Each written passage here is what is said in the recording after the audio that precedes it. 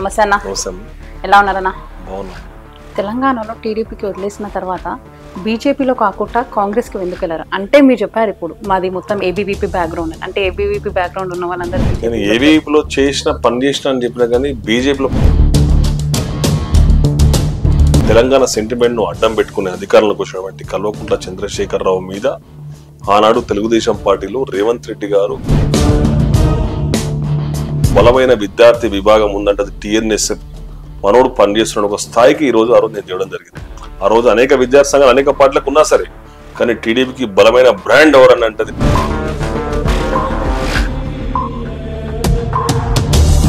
మధుసూదన్ రెడ్డి గారు అని అనగానే రేవంత్ రెడ్డి అన్న టీం అని గుర్తుపడతారు. నాకు 2012 నుంచి రేవంత్ అన్న పరిచయం. 2012 నుంచి ఈ రోజు 2025 దాదాపు 13 సంవత్సరాలతో రేవంత్ అన్న పూర్తిగా అనుబంధం.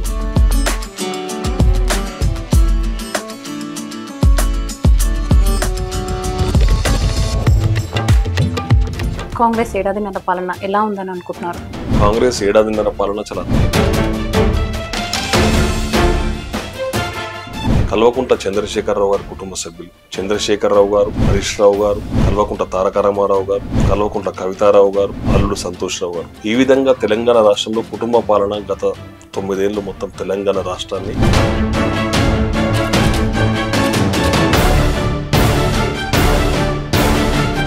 గచ్చిబౌలి విషయంలో మీ పార్టీపై ఎలాంటి ఇంపాక్ట్ ఉండబోతుంది? అసలు గచ్చిబౌలి విషయంలో జనాలు నమ్మిరు. టిఆర్ఎస్ పార్టీ, బీజేపీ పార్టీ కలిసి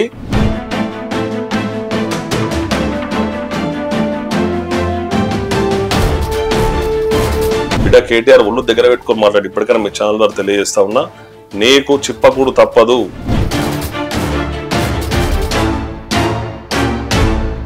కల్వకుంట్ల కుటుంబం అంటే ఏందండి? ఈరోజు ఓ దిక్కు కాళేశ్వరం పేరు మీద 1,50,000 కోట్లు మొత్తం దాన్ని ఎస్టిమేషన్ పెంచి పిల్లలు కుంగిపోయిన ఈ రోజు. అదేవిధంగా వైను కేరళలో లిక్కల వ్యాపారం చెల్లెకి అక్కకు, ఢిల్లీలో లిక్కల వ్యాపారం 3 నెలలు జైలుకు వేయించింది. చూశారుగా మీరంతా. అల్లుడు హరీష్ రావు ఇక కథలు చెప్తాడు, తనకు ఉద్యమకారుండని. ఆయన పేరు అగ్గిపెట్టి హరీష్ రావు, ఆయన సంగతి తెలుసు. రేవంత్ రెడ్డి గారిని త్వరలో మారుస్తారు, కొత్త సీఎం తెలంగాణకు రాబోతున్నారని మొదటి రోజు నుంచి ప్రతిపక్ష పార్టీలు అని అంటున్నారు. మరి ఇది ఎంతవరకు వాస్తవం అంటారన్న?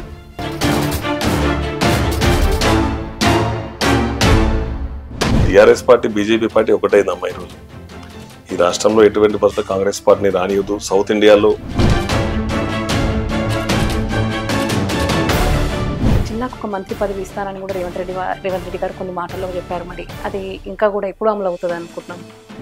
ఈ ఒక ఛానల్ ద్వారా రేవంత్ రెడ్డి గారికి కూడా రిక్వెస్ట్ చేస్తా ఉన్నా, జిల్లాకు అన్యాయం జరుగుతుంది రేవంత్ అన్న, ఖచ్చితంగా ఈ జిల్లాలో ఖచ్చితంగా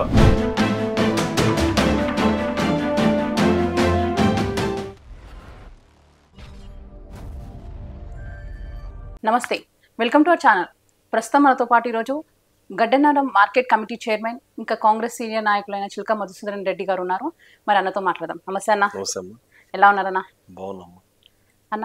చిలక మధుసూదన్ రెడ్డి గారు అతిపెద్ద మార్కెట్ చైర్మన్ గా ఈరోజు పదవి అందుకున్నారు. మరి ఆ బాధ్యత ఎలా ఉందన్న? అసలు చాలా సంతృప్తిగా ఉంది. నేను గత 20 సంవత్సరాలుగా క్రియాశీల రాజకీయాలు ఉండడం జరిగింది. కాంగ్రెస్ పార్టీ ప్రజాప్రభుత్వం అధికారంలోకి వచ్చిన తర్వాత, మన గౌరవ ముఖ్యమంత్రి రేవంత్ రెడ్డి గారు ముఖ్యమంత్రి అయిన తర్వాత, రేవంత్ రెడ్డి అనుచరుడిగా, ఒక రైతు బిడ్డగా చాలా సంతృప్తినిచ్చినటువంటి పదవి గడ్డెనారం వ్యవసాయ మార్కెట్ కమిటీ చైర్మన్ పదవి. చాలా హ్యాపీగా ఉంది. మీరు టీడీపీలో ఉన్నప్పటి నుంచి మంచి అగ్రెసివ్ పాలిటిక్స్ లో ఉన్నారు. ఇప్పుడు కాంగ్రెస్ వచ్చినప్పటి నుండి, కాంగ్రెస్కి వచ్చాక కూడా మళ్ళీ అదే ఫామ్ లో కొనసాగిస్తున్నారు. మరి ఏ పార్టీ ఎక్కువగా సంతృప్తి ఇచ్చిందన్న? అంటే మొన్న మన ముఖ్యమంత్రి రేవంత్ రెడ్డి గారు బండారు దత్తాత్రేయ ఒకటి చిన్న పుస్తకావిష్కరణ ఒక మాట మాట్లాడాడు. నా యొక్క స్కూల్ వచ్చేసి భారతీయ జనతా పార్టీ, కాలేజీ వచ్చేసి తెలుగుదేశం పార్టీ, నౌకరు వచ్చేసి రాహుల్ గాంధీ. నేను కూడా గతంలో విద్యార్థి పరిషత్ అనే ఒక స్కూల్లో ఏవీపీ బ్రాండ్ ఆర్ఎస్ఎస్ బ్యాక్గ్రౌండ్లో స్కూల్లో చదువుకోవడం జరిగింది. నా కాలేజీ అంతా డిగ్రీ పీజీ వరకు తెలుగుదేశం పార్టీ హయాంలో జరిగింది. ఇప్పుడు చైర్మన్ ఉద్యోగం వచ్చేసి కాంగ్రెస్ పార్టీ ప్రజాప్రభుత్వంలో చేస్తున్నా. సేమ్. అయితే మీరు ఆర్ఎస్ఎస్ భావజాలం ఉందని చాలా ఇంటర్వ్యూస్లో కూడా చెప్పారు. అసలుకి ఎప్పుడు స్టార్ట్ అయిందన్న ఈ ఆర్ఎస్ఎస్ అసలు మీకు? నేను అంటే చిన్నప్పుడు విద్యాభ్యాసం చేసినప్పుడు కొద్దిగా హిందూ అంటే ఊళ్ళో మన వినాయకుని పూజలు చేస్తూ ఉంటాం. ఉమ్, నా చిన్నప్పటి నుంచి కొద్దిగా సెంటిమెంట్ ఎక్కువ, హిందూ సెంటిమెంట్ ఎక్కువ. అలాగని చెప్పేసి సెక్యులరిస్ట్ కూడా నేను, అన్ని దేవుళ్ళని నమ్ముతాను 100%. ఆ టైంలో కొద్దిగా ఇంటర్మీడియట్ టైంలో నేను ఐతనారు ప్రభుత్వ పాఠశాల జూనియర్ కళాశాలలో చదువుకోవడం జరిగింది. మా తల్లిదండ్రులు ప్రైవేట్ కల్లా అడ్మిషన్ ఇప్పించినా నేను గవర్నమెంట్ ఉన్నత కాలేజీలో చదువుకోవడం జరిగింది ఐతనగర్లో. అక్కడ ఫస్ట్ కాలేజీకి వెళ్ళి చూసినప్పుడు ఫర్నిచర్ అని చక్కగా ఏం లేకుండా ఉండే, స్టాఫ్లో కానీ ఫర్నిచర్ లేదు. మా తోటి స్టూడెంట్స్ అందరు కలిసిపోతే ఇది ఇంట్లో చేస్తే బాగుంటుంది అని చెప్పేసి పెద్ద ఎత్తున ఆందోళన చేయడం జరిగింది. అప్పుడున్నటువంటి ఎమ్మెల్యే నల్లు ఇంద్రసేనారెడ్డి గారు 2000 సంవత్సరం నల్లు ఇంద్రసేనారెడ్డి గారు మా కాలేజ్కి అప్పుడు క్లీన్ అండ్ గ్రీన్ ప్రోగ్రామ్, అంటే ఇప్పుడు చంద్రబాబు నాయుడు ముఖ్యమంత్రి ఉండి ఇంద్రసేనారెడ్డి గారు బీజేపీ టీడీపీ సంకీర్ణ ప్రభుత్వంలో ఎమ్మెల్యే గారు ఉండే. అప్పుడు ధర్నా చేస్తే ఎమ్మెల్యే గారు ఎంబడే చెంచల్గూడ జైల్లో ఖైదీలు తయారు చేసినటువంటి బెంచ్లు మాకు పంపడం జరిగింది. మనలో ఉన్నటువంటి పటిమను గుర్తించి ఇంద్రసేనారెడ్డి గారు ఆర్ఎస్ఎస్ బ్యాక్గ్రౌండ్ అంటే స్టూడెంట్ ఆర్గనైజేషన్ ఏబీవీపీకి అటాచ్ చేయడం జరిగింది. దాని తర్వాత 10 years అగ్రెసివ్గా ఏబీవీపీలో ఫుల్ టైం పనిచేయడం జరిగింది. దాని తర్వాత తెలుగుదేశం పార్టీ విద్యార్థి విభాగం టీడీపీలో జాయిన్ చేయడం జరిగింది. టీడీపీలో అంచెలంచెలుగా టీఎన్ఎస్ఎఫ్ తెలుగు విద్యార్థి రంగారెడ్డి జిల్లా అధ్యక్షునిగా 5 సంవత్సరాలు, రాష్ట్ర అధ్యక్షునిగా 3 సంవత్సరాలు, పెద్ద ఎత్తున ఈ రాష్ట్రంలో కేసీఆర్ ప్రభుత్వం మీద కానీ గత ప్రభుత్వాల మీద విద్యారంగ సమస్యల పరిష్కారం కోసం, నిరుద్యోగులకు రావాల్సినటువంటి హక్కుల కోసం పెద్ద ఎత్తున ఆందోళన చేయడం జరిగింది. తెలుగుదేశం పార్టీ క్రమంలోనే ఆందోళన చేసేటప్పుడు రేవంత్ రెడ్డి గారు అటాచ్ చేయడం జరిగింది. రేవంత్ రెడ్డి గారితో మా ప్రయాణం టీడీపీలో నుంచి కాంగ్రెస్ వరకు సుదీర్ఘంగా కొనసాగుతూ ఉంది. అంటే ఇప్పుడు ఈ ఆర్ఎస్ఎస్లో మీరు చేరారు, మీరు అన్ని వర్క్స్ చేసుకుంటూ వచ్చారని చెప్పారు కదా, అంటే అందులో మీకు చిన్నప్పటి నుండి ఉండేనా లేకపోతే ఎవరిదైనా ఇన్ఫ్లుయెన్స్ వల్ల మీరు వాళ్ళకి వచ్చారు? ఎవరు ఇన్ఫ్లుయెన్స్ లేదమ్మా. నాకు స్వతహాగా నాకు అమ్మా నాన్న తప్ప స్వతహాగా నాకు పొలిటికల్ బాస్ అంటే రాజకీయ జన్మనిచ్చినటువంటి ఎవరు లేరు. నేను సొంతంగా స్వశక్తితో స్వయం కృషి చేసినటువంటి నాయకుడిని. అయితే తెలంగాణలో టీడీపీకి వదిలేసిన తర్వాత బీజేపీలో కాకుండా కాంగ్రెస్కి ఎందుకు వెళ్ళారు? అంటే మీరు చెప్పారు ఇప్పుడు మాది మొత్తం ఏబీవీపీ బ్యాక్గ్రౌండ్ అని, అంటే ఏబీవీపీ బ్యాక్గ్రౌండ్ ఉన్న వాళ్ళందరూ నేను బీజేపీ. ఏబీవీపీలో పని చేసిన అని చెప్పినా కానీ బీజేపీలో పని చేసిన అని చెప్పలేదు. అంటే స్టూడెంట్ పాలిటిక్స్ ఉన్నప్పుడు ఎవరైనా సరే, ఇప్పుడు ఉన్న సీఎం రేవంత్ రెడ్డి కూడా ఏబీవీపీ కార్యకర్తలు చాలా మంది. అంటే విద్యార్థి రాజకీయాలు అనేవి కొన్ని ఏదో ఒక స్టూడెంట్ పాలిటిక్స్తోనే అవకాశం. ఈటల రాజేందర్ గారు ఉన్నారు, పీడిఎస్ బ్యాక్గ్రౌండ్, నక్సలైట్ బ్యాక్గ్రౌండ్, బీజేపీలో ఉన్నారు. అట్లా ఏంటంటే స్టూడెంట్ ఆ టైంలో విద్యార్థి రాజకీయాలు చేసే టైంలో ఏబీవీపీలో ఉండడం జరిగింది. అంటే మీరు విద్యార్థి పరిషత్లో వర్క్ చేశారని చెప్పారు. అయితే మీకు రేవంత్ రెడ్డి గారు అక్కడి నుంచి పరిచయమా లేదా టీడీపీలోకి వచ్చాక రేవంత్ రెడ్డి అన్న పరిచయం అయిందా? తెలుగుదేశం పార్టీలో ఉన్నప్పుడు అప్పుడు కేసీఆర్ గారు తొలి ముఖ్యమంత్రి అయిన తర్వాత కేసీఆర్ తీసుకున్నటువంటి అనాలోచిత నిర్ణయాలు, సంవత్సరానికి 1,00,000 ఉద్యోగాలు ఇస్తా, ఇంటికి ఒక ఉద్యోగం ఇస్తా, ఫీజు రియంబర్స్మెంట్ ఇస్తా, అనేక కళ్ళబొల్లి మాటలు చెప్పి తెలంగాణ సెంటిమెంట్ను అడ్డం పెట్టుకునే అధికారంలోకి వచ్చినటువంటి కల్వకుంట్ల చంద్రశేఖరరావు మీద ఆనాడు తెలుగుదేశం పార్టీలో రేవంత్ రెడ్డి గారు వీరోచితమైనటువంటి పోరాటం చేయడం జరిగింది. ఆ రేవంత్ అన్నని స్ఫూర్తిగా తీసుకొని తెలుగుదేశం పార్టీ విద్యార్థి విభాగం రాష్ట్ర అధ్యక్షునిగా ఈ రాష్ట్రంలో ఉన్నటువంటి తెలంగాణ రాష్ట్రంలో ఉన్నటువంటి 10 జిల్లాలు, ఉమ్మడి జిల్లాలు పెద్ద ఎత్తున ఆందోళన చేసి దాదాపు 30 నుంచి 40 కేసులు పెట్టుకొని తెలుగుదేశం పార్టీకి ఒక బలమైన విద్యార్థి విభాగం ఉందంటే అది టీఎన్ఎస్ఎఫ్ మనోడు పనిచేస్తున్న ఒక స్థాయికి ఆ రోజు నేను చేయడం జరిగింది. ఆ రోజు అనేక విద్యార్థి సంఘాలు అనేక పార్టీలకు ఉన్నా సరే, కానీ టీడీపీకి బలమైన బ్రాండ్ ఎవరని అంటే అది టీఎన్ఎస్ఎఫ్, అది చిలకమద్ అని చెప్పేసి ఆ రోజు బలంగా నమ్మిరు. ఆ రోజుగా చంద్రబాబు నాయుడు దృష్టికి రావడం జరిగింది, లోకేష్ గారి దృష్టికి రావడం జరిగింది. రేవంత్ అన్న కూడా మాకు ఫుల్ అవుట్ రైట్ సపోర్ట్ చేయడం జరిగింది. రేవంత్ అన్న ఏంటంటే పని చేసే వ్యక్తికి రేవంత్ అన్న పట్టం కడతారు 100%. ఇప్పటి కూడా ఈ రోజు రేవంత్ అన్న ఎంత బిజీగా ఉన్నా సరే తనను నమ్ముకున్న వాడికి న్యాయం చేయడమే రేవంత్ అన్న లక్ష్యం. రేవంత్ అన్న సహకారం, రేవంత్ అన్న కృషి అనేది తెలంగాణ రాష్ట్రంలో ఖచ్చితంగా ఉండవు. అందుకే రేవంత్ అన్న ఎన్ని చేసినా సరే, ఎన్ని అపవాదం, ఎన్ని అడ్డం వచ్చినా, ఎన్ని ఆటంకాలు వచ్చినా తెలంగాణ రాష్ట్రాన్ని ఏదైతే బొందలగడ్డగా మార్చిన కల్వకుంట్ల కుటుంబాన్ని తరిమివేయడమే తెలంగాణ రేవంత్ అన్న లక్ష్యం. ఆ యొక్క ప్రజలు ఇచ్చినటువంటి ప్రజాపాలన ఈ రోజు రేవంత్ అన్న గారు చక్కగా దశల వారీగా అందుకే దాన్ని క్రమంలో నెరవేరుస్తూ ఉన్నారు, హామీలను కూడా నెరవేరుస్తూ ఉన్నారు. తెలంగాణ రాష్ట్ర ప్రజలకు ఇచ్చిన వాగ్దానాలను కూడా ముఖ్యమంత్రి గారు అందుకే దగ్గర నెరవేరుస్తారు. రేవంత్ అన్నకు ఆస్తిపాస్తులు చాలా ఉన్నాయి, కానీ అవసరం లేదు. ఈ తెలంగాణ రాష్ట్రాన్ని ఈ దేశంలోనే, ఈ రాష్ట్రంలో, ఈ ప్రపంచంలోని ఒక బ్రాండ్గా ఈరోజు హైదరాబాద్ తీసుకుని ఉన్నది రేవంత్ అన్న గారి ముఖ్య ఉద్దేశం. చిలక మధుసూదన్ రెడ్డి గారు అని అనగానే రేవంత్ రెడ్డి అన్న టీం అని గుర్తుపడతారు. అయితే అసలు అన్నతోని ఎప్పటి నుంచి ఉందన్న బాండింగ్ మీకు? నాకు 2012 నుంచి రేవంత్ అన్న పరిచయం. 2012 నుంచి ఈ రోజు 2025 దాదాపు 13 సంవత్సరాలతో రేవంత్ అన్నకు పూర్తిగా అనుబంధం ఉంది. రేవంత్ అన్న అంటే ఈ రోజు నన్ను కనిపించిన అమ్మా నాన్న తర్వాత నాకు ఎక్కువగా ఇష్టపడే వ్యక్తి రేవంత్ అన్న. అందులో ఏమాత్రం సందేహం లేదు. ఉమ్. అంటే రేవంత్ రెడ్డి అన్నతో పాటు పార్టీలోకి వచ్చారు. అయితే ఈ ప్రయాణం ఎప్పటి వరకు కొనసాగించుకోవచ్చు మీరు? రేవంత్ అన్న రాజకీయాలు ఉన్నన్ని రోజులు ఉమ్. రేవంత్ అన్న, నేను నమ్ముకున్న రేవంత్ అన్న నాకు సహకరించిన రోజులు నేను అన్నతో పాటే ఉంటా. అన్నతో పాటే నా ప్రయాణం. ఉమ్.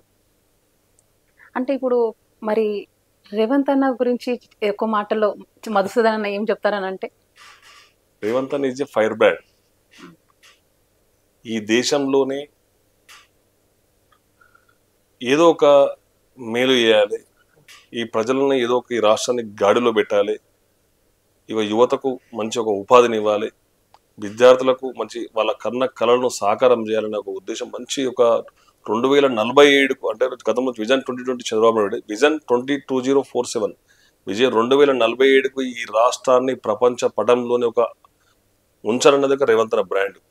రేవంత్ అన్న దగ్గర అన్ని నచ్చినాయి నాకు. రేవంత్ అన్న గుణం నచ్చింది, రేవంత్ అన్న కష్టం నచ్చింది, రేవంత్ అన్న సుఖం నచ్చింది, రేవంత్ అన్న సంతోషంలో ఉన్నా కష్టంలో ఉన్నా ఏ ఇబ్బందులు ఉన్నా అన్ని నేను రేవంత్ అన్న దగ్గర చూసిన, నేర్చుకున్నా కూడా. నేర్చుకోవాల్సిన చాలా ఉన్నాయి చాలా మంది రేవంత్ అన్న దగ్గర.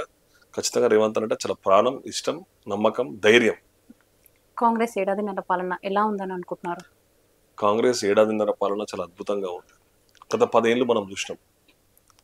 కల్వకుంట్ల చంద్రశేఖరరావు గారి కుటుంబ సభ్యులు, చంద్రశేఖరరావు గారు, హరీష్ రావు గారు, కల్వకుంట్ల తారక రామారావు గారు, కల్వకుంట్ల కవితారావు గారు, అల్లుడు సంతోష్ రావు గారు, ఈ విధంగా తెలంగాణ రాష్ట్రంలో కుటుంబ పాలన గత 9 ఏళ్ళు మొత్తం తెలంగాణ రాష్ట్రాన్ని అన్ని రంగాల్లో శాండ్, మైను, వైను ఈ విధంగా అన్ని రంగాల్లో దోచుకొని తెలంగాణ రాష్ట్రాన్ని పూర్తిగా అప్పుల పాలు చేసి అధోగతి చేసినటువంటి సంస్కృతి, నీచ సంస్కృతి ఉందంటే కేవలం కల్వకుంట్ల ఫ్యామిలీకే ఉంది. దాన్ని నమ్మినటువంటి ప్రజలు ఈరోజు గొర్రెలు కసాయిలుగా మారి వరకు చోట్లేసి 10 సంవత్సరాల తర్వాత రియలైజ్ అయ్యి ఈరోజు కాంగ్రెస్ పార్టీని తెలంగాణలో అధికారం ఇవ్వడం జరిగింది.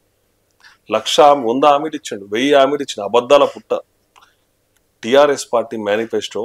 బీఆర్ఎస్ పార్టీ అని చెప్పినటువంటి టిఆర్ఎస్ పార్టీ మేనిఫెస్టో మనది అబద్ధాల పుట్టకించి ఈరోజు ప్రజలు బయటపడి ఒక స్వర్ణయుగమైనటువంటి పాలనలో ఈరోజు ప్రజలు పాలనలో ఉన్నారు. కల్వకుంట్ల చంద్రశేఖరరావు గారు అనేక హామీలు ఇవ్వడం జరిగింది. దళితుని ముఖ్యమంత్రి చేస్తా, దళితులకు 3 ఎకరాల భూమి ఇస్తా, ఇంటికి ఒక ఉద్యోగం ఇస్తా, ప్రతి ఊర్లో ఒక ఇల్లు ఇస్తా అని చెప్పిండు. మా ఇబ్రహీంపట్నం నియోజకవర్గం ఉంది, ఒక్క ఇల్లు ఇవ్వలేదు, ఒక్క కొత్త పింఛన్ ఇవ్వలేదు. రైతు బంద్ వేస్తా అని చెప్పిండు, రైతు రుణమాఫీ చేస్తా అని చెప్పిండు, ఏది లేదు. ఈ తెలంగాణ రాష్ట్రాన్ని అధోగతి పాలు చేసి అప్పుల పాలు చేసి జనం నెత్తిల 7,50,000 కోట్ల అప్పులు చేసి నెత్తిన కూర్చిన మూర్ఖుడు, ద్రోహి కల్వకుంట్ల చంద్రశేఖరరావు గారి కుటుంబం. అయ్య దోచుకున్నాడు, అల్లుడు హరీష్ రావు కాళేశ్వరం పేరు మీద దోచుకున్నాడు, కుమారుడు ఫామ్ హౌస్ల పేరు మీద, ఫార్ములా రేస్ల మీద, హెచ్ఎండిఎల్ లెవెట్ల అనేక భూములు దోచుకోవడం జరిగింది. అదేవిధంగా సంతోష్ రావు గారు వాళ్ళు దోచుకోవడం జరిగింది. అదేవిధంగా కూతురు ఈ దేశంలో ఈ రాష్ట్రం కదా అని చెప్పేసి పక్క రాష్ట్రాల్లో కూడా లిక్కర్ మాఫియా సంబంధాలు పెట్టుకొని జైలు వెళ్ళిన సంగతి మనం చూసినాం. కానీ అది విశ్వసించినటువంటి ప్రజలు ఈరోజు తెలంగాణ రాష్ట్రం తెచ్చింది కాంగ్రెస్ పార్టీ. తల్లి సోనియమ్మ డిసెంబర్ 9 తెలంగాణ రాష్ట్రాన్ని అమలు చేయడం జరిగింది. ఏదైతే తెలంగాణ రాష్ట్రం వంటి సోనియమ్మ గారికి త్యాగంగా ఉండాలని చెప్పేసి తెలంగాణ రాష్ట్ర ప్రజలు తెలంగాణ రాష్ట్రంలో కాంగ్రెస్ పార్టీకి పట్టడం కట్టడం జరిగింది. రేవంత్ రెడ్డి గారితో పాటు ఇతర నాయకుల నాయకత్వంలో ఖచ్చితంగా అధికారులకు రావాలని చెప్పేసి డిసెంబర్ 9 తుగ్గూడ వేదిక మీదుగా 6 గ్యారంటీ పథకాల హామీలు ఇవ్వడం జరిగింది. తెలంగాణ రాష్ట్రంలో విశ్వసించారు. ఈ రాష్ట్రం ఇచ్చిన పార్టీ కాంగ్రెస్ పార్టీ. ఈ రాష్ట్రం ఇచ్చినటువంటి అధినేత సోనియా గాంధీ గారికి ఇప్పుడైనా మనం తెలంగాణ రాష్ట్రంలో కాంగ్రెస్ పార్టీ అధికారంలో తీసుకురాకపోతే మనం మోసపోతాం, తల నరుక్కుంటామని చెప్పేసి తెలంగాణ రాష్ట్రంలో మేధావులు కావచ్చు, నిరుద్యోగులు కావచ్చు, విద్యార్థులు కావచ్చు, రైతులు కావచ్చు, మహిళలు కావచ్చు, కర్షకులు కావచ్చు, కార్మికులు కావచ్చు, వీళ్ళందరూ కలిసి తెలంగాణ రాష్ట్రంలో కాంగ్రెస్ పార్టీని అధికారంలో తీసుకురావడం జరిగింది. రేవంత్ రెడ్డి గారి నాయకత్వంలో తెలంగాణ రాష్ట్రం దాదాపు 65 సీట్లలో ఈ ప్రభుత్వం ఏర్పాటు చేయడం జరిగింది. రేవంత్ రెడ్డి గారు గేట్లు తెరిస్తే 20-30 మంది ఎమ్మెల్యేలు కూడా రావడం జరుగుతుంది. ఎందుకంటే ఇచ్చిన హామీలను సక్రమంగా అమలు చేస్తా ఉన్నాడు. ఈ దేశంలో ఈ ప్రపంచంలో ఏ రాష్ట్రంలో చేరినటువంటి రైతు రుణమాఫీ చేసినటువంటి ఘనత ఈరోజు కేవలం కాంగ్రెస్ పార్టీ ముఖ్యమంత్రి రేవంత్ రెడ్డి గారికి దక్కింది. ప్రజాపాలన ప్రజాప్రభుత్వానికి దక్కింది. ఈరోజు మహిళలు, తోటి ఆడపడుచులు ఏ బస్ ఎక్కినా, ఏ ఊరికి వెళ్ళినా, ఏ దేవాలయానికి వెళ్ళినా, ఏ చుట్టాలింటికి వెళ్ళినా ఫ్రీ బస్సు మహాలక్ష్మి పథకం మీద ఎన్ని ఇబ్బందులున్నా ఆర్టీసీకి ఈరోజు నష్టం జరిగినా మహాలక్ష్మి పథకం బంద్ చేసి మహాలక్ష్మి ఆడవారి కళ్ళల్లో ఆనందం చూసినటువంటి ప్రభుత్వం కాంగ్రెస్ ప్రభుత్వం. అదేవిధంగా గృహ విద్యుత్ సంబంధించి, గృహజ్యోతి సంబంధించి ఈ రాష్ట్రంలో ఏ పేదవాడు కూడా నష్టపోవద్దు. పేదవాడి ఇళ్లలో 200 యూనిట్ల రూపాయలు యూనిట్ల కరెంటు బిల్లు అది ఫ్రీగా చేసినటువంటి ఘనత కాంగ్రెస్ ప్రజాప్రభుత్వం దక్కింది. రైతు బంధు కూడా ఈ మధ్య రైతు బంధు పూర్తి స్థాయిలో వేయడం జరిగింది. ఇంకా పడతనే ఉంటాయి, ఇంకా 10 రోజులు టైం ఉంది, అన్ని పడతనే ఉంటాయి.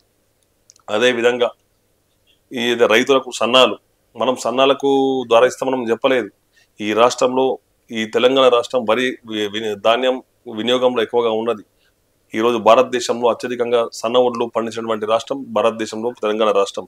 తెలంగాణ రాష్ట్రంలో ప్రతి రైతు పండించినటువంటి సన్న ఒడ్లకు 500 రూపాయలు బోనస్ ఇచ్చినటువంటి ఘనత ఈరోజు తెలంగాణ రాష్ట్ర ప్రజాప్రభుత్వం దక్కింది.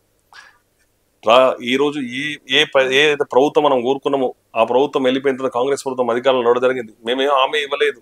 తెలంగాణ రాష్ట్రం ప్రతి రేషన్ కార్డు దారికి సన్న బియ్యం ఇచ్చినటువంటి చరిత్ర కాంగ్రెస్ పార్టీది. ఎక్కడ కూడా ఇవ్వలేదు. గతంలో టీఆర్ఎస్ ప్రభుత్వం హయాంలో దొడ్డు బియ్యం మొత్తం రైస్ మిల్లకు పోయి మొత్తం ప్రజలటువంటి రావాల్సిన బియ్యాన్ని కూడా పక్కదారి పడి జరిగితే ఈ ప్రభుత్వం అధికారంలోకి వచ్చిన తర్వాత సన్నాలు ఇవ్వడం జరుగుతుంది పేద ప్రజలకు. అదే విధంగా యువకులకు నోటిఫికేషన్లు 76,750 ఉద్యోగాలు ఇచ్చినటువంటి ఘనత ఈరోజు రేవంత్ రెడ్డి గారికి దక్కింది. గత పిఆర్ఎస్ హయాంలో ఒక చేత నోటిఫికేషన్లు, ఒక చేత కేసులు పెట్టి నిరుద్యోగులను సర్వం ఉంచడం జరిగింది. కేవలం నోటిఫికేషన్లు ఇచ్చి గ్రూప్ 1 పేపర్ లీకేజీలు పెట్టి ఈ తెలంగాణ రాష్ట్ర నిరుద్యోగులను అగౌరవపరిచినటువంటి ప్రభుత్వం అనేది గత బీఆర్ఎస్ పార్టీ ప్రభుత్వం. అదేవిధంగా విద్యార్థులకు గత 50 ఏళ్ల చరిత్రలో గురుకులాల్లో కాస్మోటిక్ మెచ్ ఛార్జీలు పెంచిన ఘనత ఏదైనా ఉన్నదే ఇది కాంగ్రెస్ పార్టీకి దక్కింది.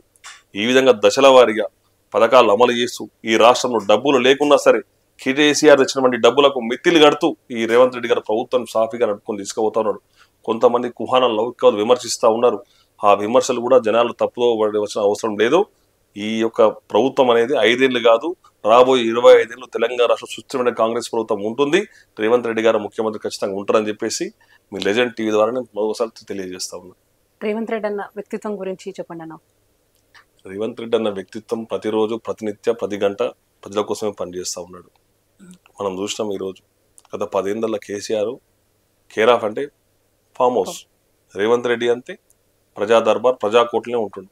ఏ రోజు కూడా కుటుంబ సభ్యులు టైం ఇవ్వకుండా పొద్దున్న లేసే సమీక్షలు, సదస్సులు, సమావేశాలు, ముఖాముఖిలు ఇవన్నీ పెట్టేది రేవంత్ రెడ్డి. ఏ ముఖ్యమంత్రి ఏడు పని చేస్తా ఉన్నాడు? ఈరోజు రోజుకు 24 గంటలలో 18 గంటలు కష్టపడే వ్యక్తి మనం ఈరోజు చూస్తూ ఉంటామంటే మా కళ్ళకు ఏడుపు వస్తూ ఉంది. ఈరోజు మేము కూడా అంత టైం ఇస్తలేం. మేము అసలు ఎప్పుడు ఫ్యామిలీకి టైం ఇవ్వకపోతే మాకు ఇబ్బందిగా ఉంటుంది.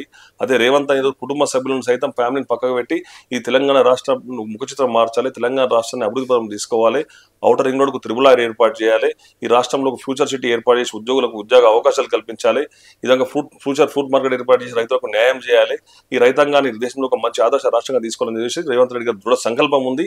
ఆ దిశగా రేవంత్ అన్న ముందుకు పోతా ఉన్నాడు. ప్రతిరోజు, ప్రతినిత్యం, ప్రతి గంట, ప్రతిక్షణం తెలంగాణ రాష్ట్ర ప్రజల కోసమే పాటుపడుతున్నది తప్ప వేరే ఆలోచన రేవంత్ అన్నకు లేదు అని చెప్పేసి నేను తెలియజేస్తా ఉన్నా. గచ్చిబౌలి విషయంలో మీ పార్టీపై ఎలాంటి ఇంపాక్ట్ ఉండబోతుంది? అసలు గచ్చిబౌలి విషయంలో జనాలు నమ్మిరు. టీఆర్ఎస్ పార్టీ, బీజేపీ పార్టీ కలిసి ఒక కృత్రిమ వీడియోలు తయారు చేసి ఈ రాష్ట్రంలో ఉన్నటువంటి ప్రజాప్రభుత్వాన్ని బద్నాం చేసే కుట్ర ఈ రోజు అక్కడ ఉన్న విద్యార్థులకు నేర్పడం జరిగింది. కల్వకుంట్ల చంద్రశేఖరరావు గారు ముఖ్యమంత్రిగా ఉన్న సమయంలో కూడా కోర్టు కేసులో ఉంది. గతంలో ఎప్పుడో బిల్లీరావుకి నారా చంద్రబాబు నాయుడు భూములు కేటాయించడం జరిగింది. దానికి బదులుగా హెచ్సియు వాళ్ళకు, హైదరాబాద్ సెంట్రల్ యూనివర్సిటీ వాళ్ళకు మన ఒట్టినాగులపల్లి పక్కన ఏదైతే ఉందో అక్కడ భూములు ఇస్తే 200 ఎకరాలకు తీసుకోవడం జరిగింది. కానీ దాన్ని ఈరోజు ఐఎంజీ వాళ్ళ మీద ఎటువంటి ఇబ్బంది చేస్తలేరు, నిర్మాణాలు చేపడతారని చెప్పేసి సుప్రీంకోర్టులో కేసు ఉంటే కేసు కొట్లాడని చౌట దద్దమ్మ గత ప్రభుత్వం కేసీఆర్ గారు సుప్రీంకోర్టులో గట్టిగా కేసు కొట్లాడి ఆ భూముల్ని ప్రభుత్వానికి దక్కినటువంటి ఘనత ఈరోజు ప్రజాప్రభుత్వం దక్కింది. మనము ఒక ప్లాట్ తీసుకుంటామండి, 2 సంవత్సరాలు ప్లాట్ దగ్గర పోతే చెట్లు మొలుస్తాయి, వివిధ పక్షులు అలా అందరం చేరుతాయి. హైదరాబాద్ నడి చుట్టుపక్కల ఈరోజు ఎక్కడ నెమళ్ళు ఉంటున్నాయి. మొత్తం ఏదో ఒక జింకలు వచ్చినట్టు, ఏదో పులులు వచ్చినట్టు, సింహాలు వచ్చినట్టు బీజేపీ నేతలు, బీఆర్ఎస్ పార్టీ నేతలు కృత్రిమ వీడియోలు తయారు చేసి ఈ ప్రభుత్వాన్ని అగౌరవపరిచే కుట్ర చేశారు. కానీ జనాలు నమ్మిరు. ఇది ప్రజాప్రభుత్వము. గతంలో ఏదైతే ప్రభుత్వ భూమిని కాపాడింది, మేము అక్కడ మేమన్నా నిర్మాణాలు చేపడతామని చెప్పినామా, ఏ సంస్థ కేటాయించినామా, ఉత్తనే గాలి మాటలు మాట్లాడుతూ ఉన్నారు. ఈరోజు ప్రజాప్రభుత్వం అధికారంలోకి వచ్చిన తర్వాత గత 18 నెలలుగా బీఆర్ఎస్ పార్టీ అధినేత కేసీఆర్ కానీ, ఆయన ఫామ్ హౌస్కే పరిమితమైండు. కేటీఆర్ గారు ఇక కల్వకుంట్ల ట్యాపింగ్ రావు గారు. కేటీఆర్ అంటే తారక రామారావు కాదు, ట్యాపింగ్ రావు. ట్యాపింగ్ రావు గారు సంగతి తెలుసు కదా. ప్రతిరోజు ఈ కాంగ్రెస్ ప్రభుత్వం మీద ఏదో ఒక విమర్శ చేయడమే, కొన్ని ఛానళ్ళను అడ్డం పెట్టుకొని తనకు ఇష్టం వచ్చినట్టు ఈ తెలంగాణ రాష్ట్ర భాష యాసను లెక్క చేయకుండా ఇష్టం వచ్చిగా మాట్లాడుతూ ఉన్నాడు. బిడ్డ కేటీఆర్ ఒళ్ళు దగ్గర పెట్టుకొని మాట్లాడి ఇప్పటికైనా మీ ఛానల్ ద్వారా తెలియజేస్తా ఉన్నా, నీకు చిప్పకూడు తప్పదు. నిన్ను లోపల వేయాలంటే మా రేవంత్ రెడ్డి గారికి ఒక క్షణం జాలదు.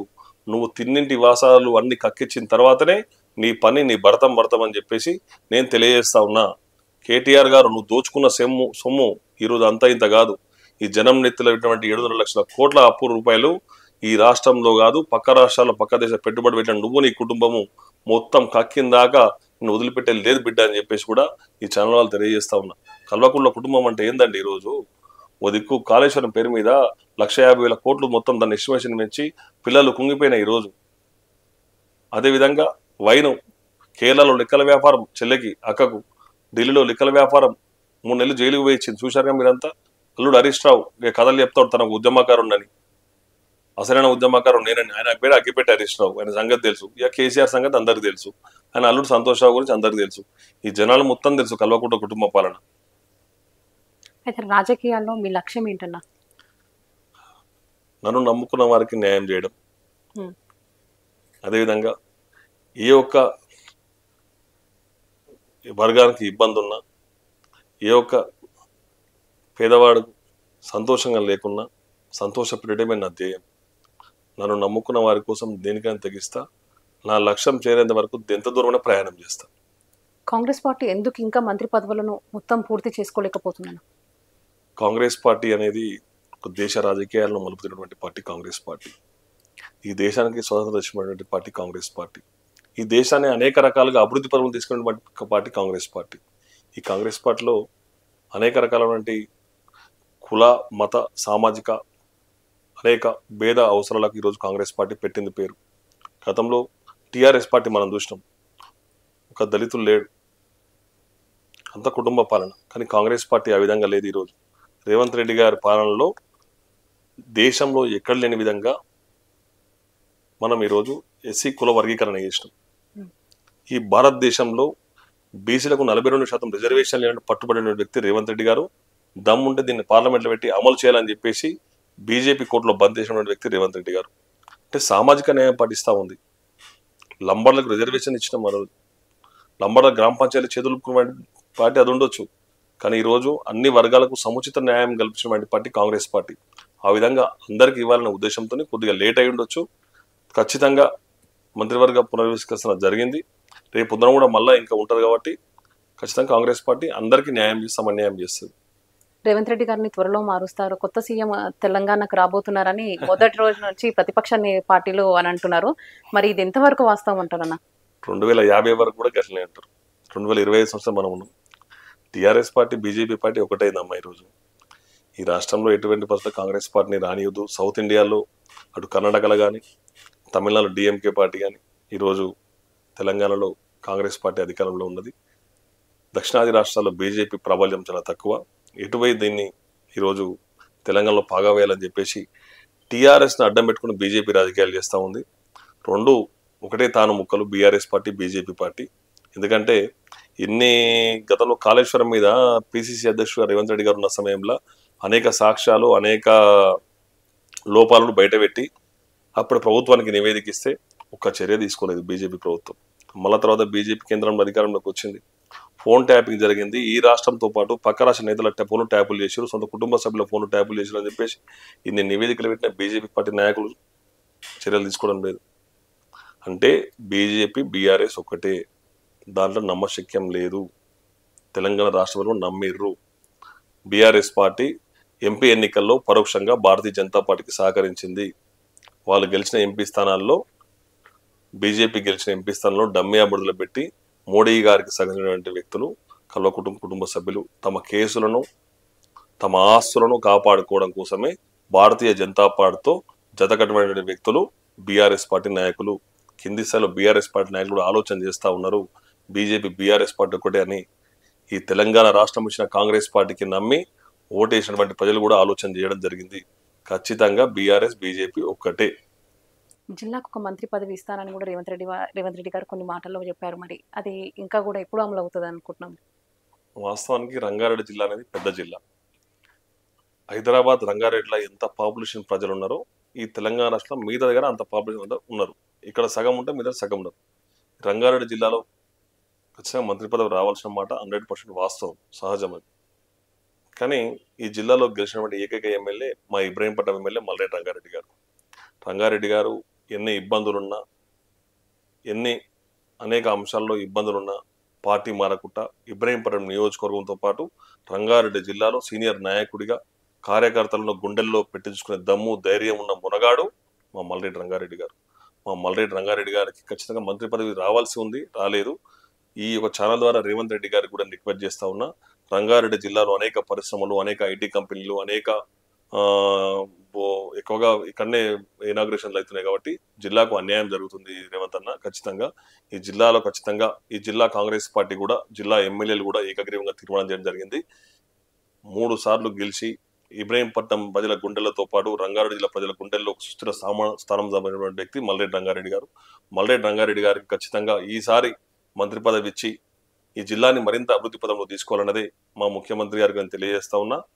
దయచేసి రంగారెడ్డి జిల్లాకు న్యాయం చేయాలి, మల్రెడ్డి రంగారెడ్డి గారికి మంత్రి పదవి ఖచ్చితంగా ఇవ్వాలని చెప్పేసి నా యొక్క డిమాండ్, విజ్ఞప్తి, నా యొక్క అది సంశయం. అయితే ఇటీవల వార్తలు కూడా విన్నామన్నా, ఏంటంటే మల్రెడ్డి రంగారెడ్డి గారు కూడా కొంచెం అసంతృప్తిగా ఉన్నారు ఈ విషయంలో అని కూడా ఉన్నాయి. అది ఎంతవరకు వాస్తవం అంటారు? అంటే గత 15-20 సంవత్సరాలుగా పార్టీ కష్టకాలంలో ఉన్నప్పుడు నేను దగ్గర చూసిన రంగాన్ని, అపోజిషన్లో ఉన్నప్పుడు ఏ కార్యకర్తకు ఏ ఇబ్బంది ఉన్నా నేనున్నా అని ఒక భరోసా ఇచ్చే నాయకుడు మల్రెడ్డి రంగారెడ్డి గారు.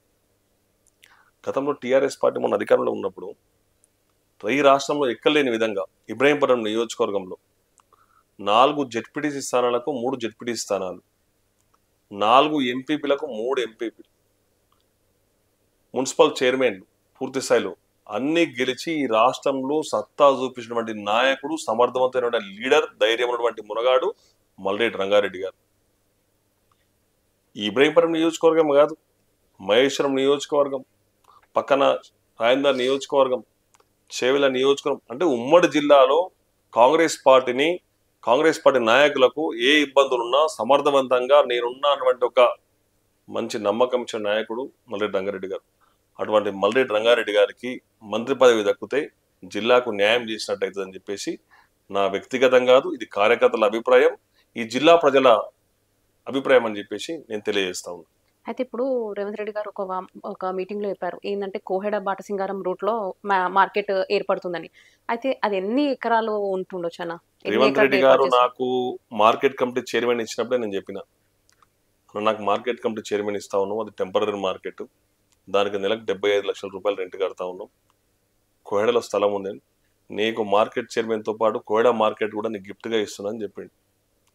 కోహెడలో గతంలో 2014 రాజశేఖర రెడ్డి గారు గడ్డి అన్నారం వ్యవసాయ మార్కెట్కి 196 ఎకరాలు కేటాయించడం జరిగింది భూమి.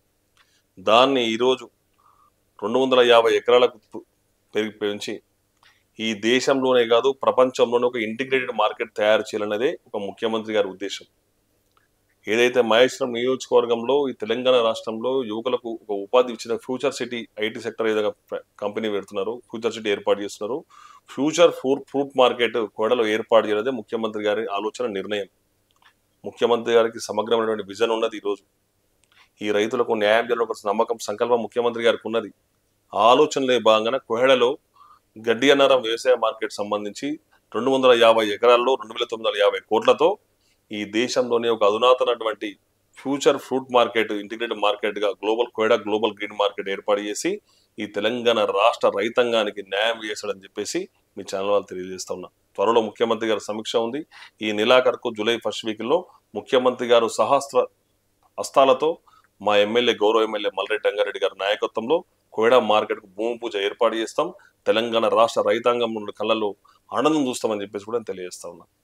అయితే కొన్ని వార్తలు అయితే వినిపిస్తున్నాయి, ఏంటి అంటే రైతు భరోసా కానీ ఇంకా మొత్తం రుణమాఫీ అనేది జరగలేదని కూడా అంటున్నారు. మరి మీరేమో మొత్తం రుణమాఫీ జరిగింది అని అంటున్నారు, మరి ఎంతవరకు కరెక్ట్ అంటారు? దాదాపు మనం మొన్న వార్తలు చూస్తా ఉన్నాం. ఔటర్ రింగ్ రోడ్ పరిసర ప్రాంత మండలాల్లో రైతు రుణమాఫీ జరగలేదని వాస్తవమే. దాని మీద ముఖ్యమంత్రి గారు కింది స్థాయి అధికారులకు వెంబడే చెప్పడం జరిగింది. మొన్న కూడా మా గౌరవ ఎమ్మెల్యే మల్రెడ్డి రంగారెడ్డి గారు కూడా గౌరవ తుమ్మల నాగేశ్వరరావు రాష్ట్ర వ్యవసాయ శాఖ మంత్రితో కూడా మాట్లాడి గౌరవ సెక్రటరీ రఘునందన్ రావుతో కూడా మాట్లాడడం జరిగింది. రంగారెడ్డి జిల్లా పరిసర ప్రాంతాల్లో ఇబ్రహీంపట్నం కావచ్చు, మహేశ్వరం కావచ్చు, కందుకూరు కావచ్చు, అబ్దుల్లాపూర్ మెట్ కావచ్చు, ఈ మండలాల్లో కొంతమంది రైతులకు రైతు భరోసా నిధులు రావడం లేదని చెప్పేసి దృష్టికి రాగానే ఖచ్చితంగా పై అధికార దృష్టి కూడా తీసుకెళ్ళడం జరిగింది. రంగారెడ్డి జిల్లాలో ఎక్కువ భూములు రియల్ ఎస్టేట్ వాళ్ళ చేతుల్లో ఉన్నాయి కాబట్టి సాధ్యాసాధ్యాలను పరిశీలించి ఎవరైతే రైతులు సాగు చేసుకుంటారో ఖచ్చితంగా వాళ్ళ రైతు బంధు భరోసా పడుతుంది. ఒక 4-5 రోజులు టైం తీసుకొచ్చినా రైతు బంధు వేస్తామని చెప్పేసి కూడా తెలియజేస్తా ఉన్నాం. చిలక మధుసూదన్ రెడ్డి అన్న గారు, చివరిగా తెలంగాణ ప్రజలకు ఏం చెప్పబోతున్నారు? తెలంగాణ రాష్ట్ర ప్రజలందరికీ లెజెండ్ టీవీ దాకా నమస్కారం చేస్తా ఉన్నా. ఈరోజు ఈ రాష్ట్రంలో అధికారంలోకి వచ్చిన ప్రజాప్రభుత్వం తప్పకుండా హామీలను అమలు చేస్తూ ఉంది. నిరుద్యోగులకు ఉద్యోగ అవకాశాల కోసం ఈ తెలంగాణ రాష్ట్రంలో ఫ్యూచర్ సిటీ కట్టి అనేక ఐటీ కంపెనీలను తీసుకొస్తుంది. ఖచ్చితంగా రాబోయే రోజుల్లో అనేక వందలాది లక్షల ఉద్యోగాలు ఈరోజు ఐటీ సెక్టార్లో రేవంత్ రెడ్డి గారు ఇవ్వడం జరుగుతుంది. ప్రభుత్వ సెక్టార్లో కూడా ఖాళీ అయిన ఉద్యోగాలను నోటిఫికేషన్ల ద్వారా భర్తీ చేసి ఉద్యోగుల జీవితాల్లో వెలుగులు నింపాలన్నదే ఈరోజు రేవంత్ రెడ్డి గారి ప్రజాప్రభుత్వం లక్ష్యము. విద్యార్థులకు రావాల్సినటువంటి ఫీజు రియంబర్స్మెంట్ కానీ, గురుకులాలు కానీ ఈరోజు ముఖ్యమంత్రి గారు ఖచ్చితంగా నెరవేరుస్తా ఉన్నాడు. తెలంగాణ రాష్ట్రంలో యంగ్ ఇండియా స్కూల్స్ పెట్టి ఈరోజు మంచి 25 ఎకరాల్లో ఈ దేశంలో ఎక్కడ లేని విధంగా మంచి అధునాతన సదుపాయాలతో స్కూల్స్ పెట్టి ఒక విద్యార్థులను భావి భారత పౌరులుగా తీర్చడం ముఖ్యమంత్రి గారి లక్ష్యం. మహిళలకు కూడా వాళ్ళకి ఆర్థిక స్వావలంబన కోసం ఆర్థిక శక్తి చేసాం, నారీమలను తయారైన ఉద్దేశం రేవంత్ రెడ్డి గారి ప్రజాప్రభుత్వం ఉంది. రేవంత్ రెడ్డి గారికి ఒక విజన్ ఉంది, ప్రజాప్రభుత్వానికి ఒక దిశా నిర్దేశం ఉంది. దయచేసి తెలంగాణ రాష్ట్ర ప్రజలారా మరొకసారి బీఆర్ఎస్ పార్టీ, బీజేపీ పార్టీ మోసకారి మాటలను నమ్మి దయచేసి మోసపోకండి. ఈ రాష్ట్రం అభివృద్ధి పథంలో ముందుకు పోవాలన్నా, ఈ రాష్ట్రం ప్రపంచ పటంలో హైదరాబాద్ నగరాన్ని బ్రాండ్ ఇమేజ్ గా తయారు చేయాలన్నా ఒక ప్రజాప్రభుత్వం కాంగ్రెస్ పార్టీకే సాధ్యం, రేవంత్ రెడ్డి గారికే సాధ్యం. రేవంత్ రెడ్డి గారు ఖచ్చితంగా ఈరోజు తెలంగాణ రాష్ట్రాన్ని ఒక సొంత బంగారు బిడ్డలుగా చూసుకుంటున్న ఉద్దేశం, నమ్మకం మీ అందరికీ రావాలని మనస్ఫూర్తిగా కోరుకుంటున్నాను. థ్యాంక్ యూ అన్న. మరొక ఇంటర్వ్యూలో కలుద్దాం. అంతవరకు బాయ్.